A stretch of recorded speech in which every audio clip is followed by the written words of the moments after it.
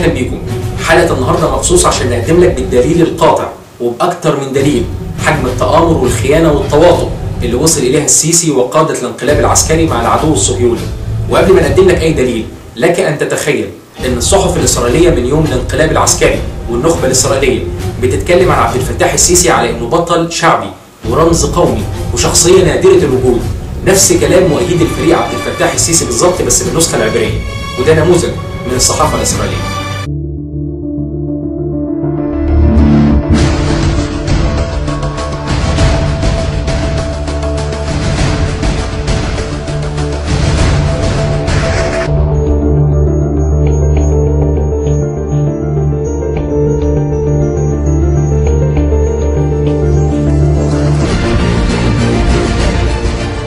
وصل الامر لدرجه ان قاده اسرائيل بيلفوا العالم علشان يقنعوا الحكومات الغربيه ان اللي حصل في مصر هي ثوره شعبيه مش انقلاب عسكري، وضروره دعم عبد الفتاح السيسي باي طريقه وباي ثمن. I think that the whole world should support Sisi. I believe that the new Egyptian. I think that you have to support him. If we support him, it probably will embarrass him. Probably won't help. But Sisi and the liberals, Baradei and others, they deserve the support of the free world. To who else they can turn? كنا بنظن ان السبب الاساسي في الدعم والمدح الصهيوني للفريق السيسي هو انه خلص العالم من جماعه ارهابيه زي جماعه الاخوان المسلمين كانت خطر على العالم كله، على حد كلام اسرائيل ومؤيد الفريق عبد الفتاح السيسي طبعا.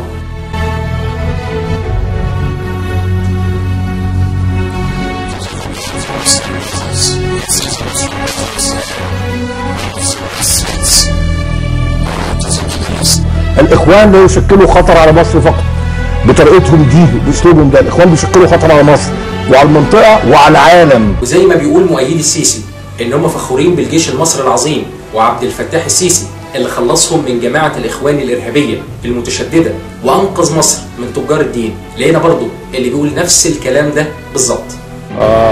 Egypt had to do what it had to do, and I'm very proud of the Syrian or the Egyptian military being able to offset the moves of the Muslim Brotherhood who are trying to establish Islamic states, radical Islamic states throughout the Middle East.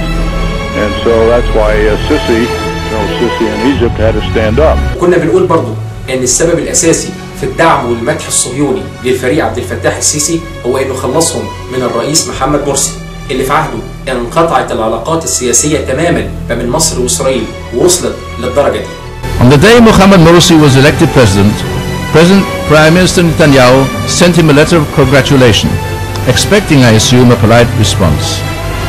This did not happen, and until this very day, to the best of my knowledge, there has been no physical contact between the political levels of Israel. لكن للأسف الحقيقة مش بس كده، ولأن الموضوع أكبر من الإخوان وأكبر من الرئيس محمد مرسي. فتعال معايا وتخيل المصيبة اللي مصر بقت فيها من بعد الانقلاب. تخيل لو قلت لك ان الطيران الحرب الاسرائيلي اخترق الحدود المصريه وقام بعمليه حربيه في قلب سيناء قتل من خلالها 5 مصريين. العمليه دي تعتبر الاولى من نوعها من يوم توقيع معاهده السلام بين مصر واسرائيل. ده الاغرب من كده ان في الوقت اللي كان المتحدث العسكري بيعلن فيه عن حدوث تفجيرات فعلا في سيناء وانه جاري البحث عن اسباب هذه التفجيرات، كان التلفزيون الاسرائيلي بيذيع البيان ده. דלת של חיל האוויר פגע היום בחוליית מחבלים כשזו הייתה בחלקה המצרי של העיר רפיח. לפי הדיווחים במצרים זו פעם ראשונה מאז הסכם השלום שצה"ל פועל בתוך שטח מצרים, כי הדיווחים 5 נהרגו בכיפה הזו. تخيل ان جريده الواشنطن بوست اتكلمت عن مذكره تفاهم بين الجيش المصري والجيش الامريكي بتسمح للجيش الامريكي باستخدام بعض القواعد الجويه الخاصه بالجيش المصري في غرب القاهره وقنا والغردقه. ده غير طبعا اولويه المرور للسفن الحربيه الامريكيه وحاملات الطائرات في قناه السويس، وده اللي اكده رئيس الاركان الامريكي بنفسه. Yourself, we enjoy preferential passage in the Suez, dynamic overflight. Yourself, we enjoy preferential passage in the Suez, dynamic overflight. تخيل حجم المصيبه والمأساة اللي مصر بتعيشها لما يطلع تقرير من المنظمه العربيه لحقوق الانسان في بريطانيا بيتكلم على ان في شركه اسرائيليه على صله مباشره بوزاره الدفاع الاسرائيليه هي المسؤوله عن تامين عبور السفن في قناه السويس.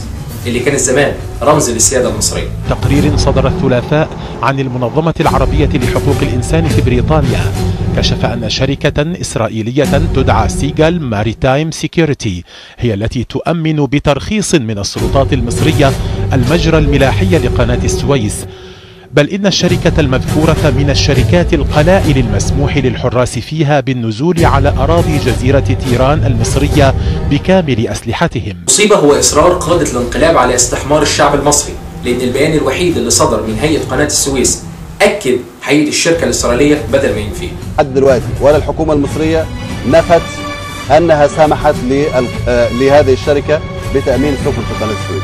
هي نفت فقط أنها تعاقدت معها حصريا لحماية السفن، لكنها لم تنفي حتى هذه اللحظة، وهذا هو الفارق، أنها لم تنفي حتى هذه اللحظة أنها سمحت لهذه الشركة بتأمين سفن في قناة السويس. تخيل إن السيسي نجح في اللي فشلت فيه إسرائيل على مدار سنين وعقود طويلة، لما حاصر المقاومة الفلسطينية في قطاع غزة وهدم كل الأنفاق وقفل المعبر، وبقى حتى الأكل والدواء مهدد بعدم الوجود في القطاع.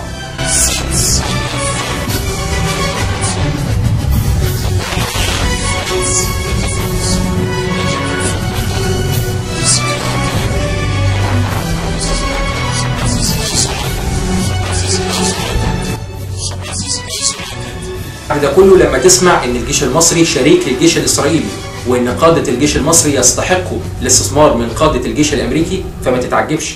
Israeli military considers the Egyptian military a strong partner, and so in my personal experience, which goes back now about 5 years, they are worth the investment. وليه تتعجب لما الجيش المصري يسيب الحدود وينسى دوره ويقتل في شعبه؟